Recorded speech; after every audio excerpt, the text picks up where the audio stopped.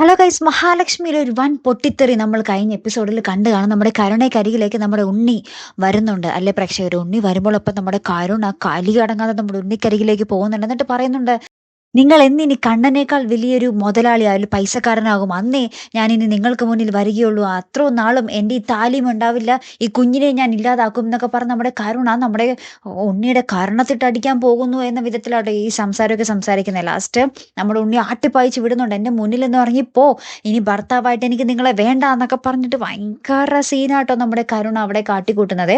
അപ്പൊ നമ്മുടെ പ്രതാപം വന്ന്, മോളെ നീ എന്തൊക്കെയാ പറയുന്നതെന്നൊക്കെ പറഞ്ഞ് വരുന്നുണ്ട്. അപ്പൊ മുത്തശ്ശി പറയുന്നുണ്ട്, അവൾ പറഞ്ഞത് ശരിയല്ലേ, പിന്നെ ഇങ്ങനത്തെ ഒരു കള്ളപ്പണക്കാരനെയാണോ എൻ്റെ മോൾ ഇങ്ങനെ കൊണ്ടു നടക്കേണ്ടത്, ഇനി ഇവളുടെ ജീവിതത്തിൽ ഇവൻ വേണ്ട എന്നൊക്കെ പറഞ്ഞ് നമ്മുടെ മുത്തശ്ശിയും കൂട്ടി നിൽക്കുന്നൊക്കെ ഉണ്ട് കേട്ടോ.